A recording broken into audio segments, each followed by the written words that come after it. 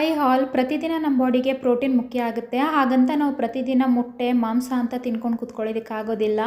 ಪೂಜೆ ಅದು ಇದು ಅನ್ನೋ ಟೈಮಲ್ಲಿ ನಾವು ಈ ಥರ ಕಾಳುಗಳೆಲ್ಲ ನೆನೆಸಿ ಮೊಳಕೆ ಕಟ್ಟಿ ಇಟ್ಕೊಂಡ್ಬಿಡ್ತು ಅಂತ ಅಂದರೆ ಸಾಂಬಾರು ಅಥವಾ ಪಲ್ಯ ಈ ಥರ ಎಲ್ಲ ಮಾಡ್ಕೊಂಬಿಡ್ಬೋದು. ಇದರಲ್ಲಿ ಪ್ರೋಟೀನು ಮತ್ತು ಫೈಬರು ಎರಡೂ ಇರೋದ್ರಿಂದ ತುಂಬಾ ಹೆಲ್ತಿಗೆ ಒಳ್ಳೆಯದು. ಹಾಗಾಗಿ ನಾನಿಲ್ಲಿ ಕಾಳೆಲ್ಲ ಮಿಕ್ಸ್ ಮಾಡಿ ನೆನೆಸ್ತಾ ಇದ್ದೀನಿ ಮೊಳಕೆ ಕಟ್ಟೋದಕ್ಕೆ ಅಂತೇಳಿ. ಏನಿಲ್ಲ, ಇದಕ್ಕೆ ಹೆಸರು ಕಾಳು, ಅವರೆಕಾಳು, ಕಡಲೆಕಾಳು, ಬಟಾಣಿ, ಸ್ವಲ್ಪ ಮೆಂತ್ಯ ಮತ್ತು ಕಪ್ಪು ಉದ್ದಿನಕಾಳು ಬರುತ್ತಲ್ಲ ಅದು, ಹುಳ್ಳಿಕಾಳು, ಇದನ್ನೆಲ್ಲ ಹಾಕಿ ನೀಟಾಗೆಲ್ಲ ತೊಳೆದು ಒಂದೊಳ್ಳೆ ನೀರಲ್ಲಿ ನೆನೆಸಿ ಇಟ್ಟರೆ ಸಂಜೆ ಅಷ್ಟರಲ್ಲಿ ಅದೆಲ್ಲ ಫುಲ್ಲು ನೆಂತಿರುತ್ತೆ. ಆವಾಗ ಕಾಳನ್ನ ಸೋದಿಸ್ಬಿಟ್ಟು ಮೊಳಕೆ ಕಟ್ಕೊಬೋದು.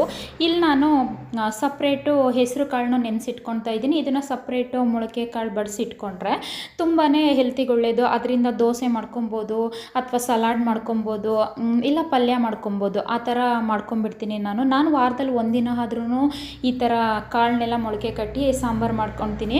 ಇನ್ನು ಫೇಸ್ ವಾಶ್ ಪೌಡರ್ ಕೂಡ ನಾನೇ ರೆಡಿ ಮಾಡ್ಕೊಂಡಿದ್ದೆ, ಹಾಗಾಗಿ ಅದನ್ನು ಕೂಡ ನಾನಿಲ್ಲಿ ಶೇರ್ ಮಾಡ್ಕೊತಾ ಇದ್ದೆ. ಇದು ಫುಲ್ ವಿಡಿಯೋ ಬಂದು ಯೂಟ್ಯೂಬಲ್ಲಿ ಅಪ್ಲೋಡ್ ಆಗಿದೆ. ನಿಮ್ಗೆ ಏನಾದ್ರು ಟೈಮ್ ಸಿಕ್ತು ಅಂತ ಅಂದರೆ ಹೋಗಿ ಒಂದು ಸಲ ಚೆಕ್ ಮಾಡಿ. ಇನ್ನು ನನ್ನ ನಾದಿನಿ ಮಗಳು ಕೂಡ ಬಂದಿದ್ಲು ಮನೆಗೆ, ಹಾಗಾಗಿ ಅವಳ ಜೊತೆ ಕೂಡ ಟೈಮ್ ಸ್ಪೆಂಡ್ ಮಾಡಿಕೊಂಡು ಕ್ಲೇಯಿಂದ ಸ್ವಲ್ಪ ಆರ್ಟ್ನೆಲ್ಲ ಮಾಡಿಕೊಟ್ಟಿದ್ದೆ. ಅವಳಿಗಂತೂ ತುಂಬಾ ಇಷ್ಟ ಆಯಿತು. ಆ್ಯಂಡ್ ಸಂಜೆ ಆಗಿತ್ತು, ಹಾಗಾಗಿ ಬೆಳಗ್ಗೆ ಕಾಳೆಲ್ಲ ನೆನೆಸಿದೆ ಅಲ್ವಾ, ಅದನ್ನೆಲ್ಲ ಸೋದಿಸ್ಬಿಟ್ಟು ಈ ಥರ ಜಾರ್ಗೆ ಹಾಕಿ ಇಡ್ತೀನಿ. ಇದು ಸಣ್ಣ ಸಣ್ಣ ಹೋಲಿರೋದ್ರಿಂದ ತುಂಬಾ ಮೊಳಕೆ ಉದ್ದ ಬರುತ್ತೆ. ಹಾಗಾಗಿ ನಾನು ಈ ಥರ ಪ್ರತಿ ಸಲನೂ ಈ ಥರನೇ ಮಾಡ್ಕೊಂಡ್ಬಿಡ್ತೀನಿ. ನಾನು ತುಂಬ ಚೆನ್ನಾಗಿ ಮೊಳಕೆ ಬರುತ್ತೆ.